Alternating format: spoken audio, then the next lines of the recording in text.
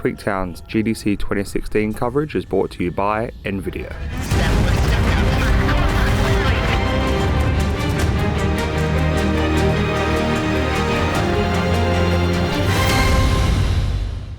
Budget Cuts is one of the games that I really wanted to try at GDC 2016, so we lined up at the Unity booth for around an hour, and it was absolutely worth every single minute of standing there.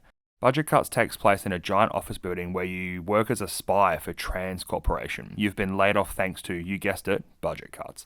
You have the task of sneaking into the building to find your job application, and when you do find it, you have to use a stamp and stamp approved on it, so you actually get your job instead of being laid off.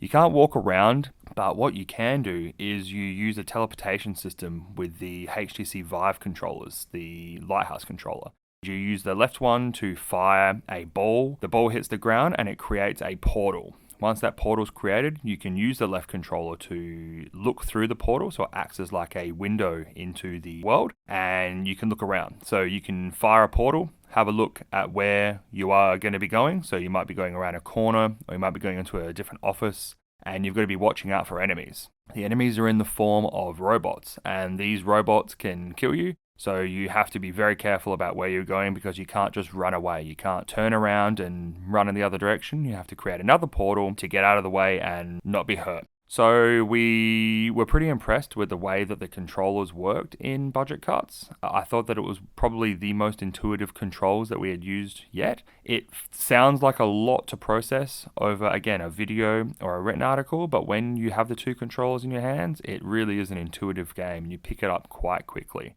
In the game, you had to get that stamp of approval, so we had 5 minutes within the demo to do it. We didn't get to that part, but it was just super fun being able to explore the world of Trans Corporation. We were able to kneel down and open up air vents, so you'd pull the grate away from the air vent and you casually throw it away. It feels weird to be throwing an air vent in a virtual world, but it's a lot better than just pressing E or A or X or whatever on a controller or keyboard, and then you would use the teleportation system to teleport into the next room, I should say. When you transport into a room, there will be a computer with a mouse and keyboard or inventory that you can pick up. We found objects like cups and books, and then finally throwing knives. That's when Budget Cuts gets really awesome. So you use the right controller as the way of picking things up in the world, and then you'll pick up whatever you want, like say a cup, or in this case a knife, a throwing knife. You would use the right controller to pick up the throwing knife and then throw it into the inventory system on your left hand, and then you would meet the robots. So in one way,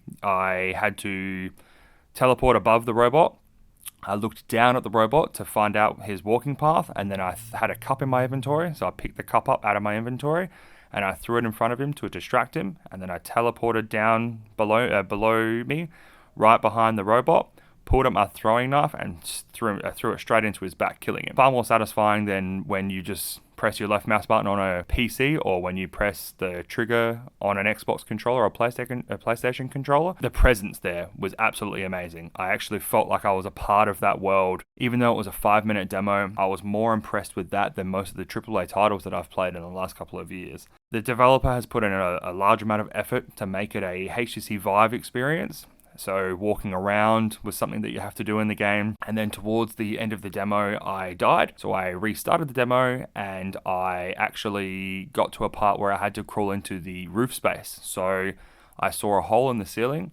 I teleported up into the ceiling, but I couldn't go up there. I had an error that said that I wasn't crawling and that it was crawling space that I had to teleport into.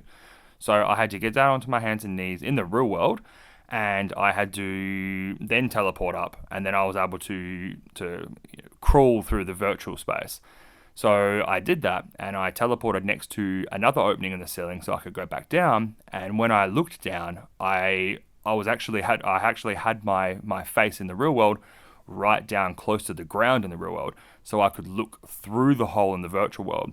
So it made me feel like I was up high because I was actually touching the ground. It's just that layer of realism and that layer of presence that they create in the virtual world. The developer has done an amazing job with Budget Cuts. Budget Cuts is going to be one of my big titles of the year. I cannot wait to play a lot more of it. So when the HTC Vive launches next month, Budget Cuts won't launch straight away, but it'll be released in the next couple of months. So stay tuned for us here at Tweaktown and Budget Cuts.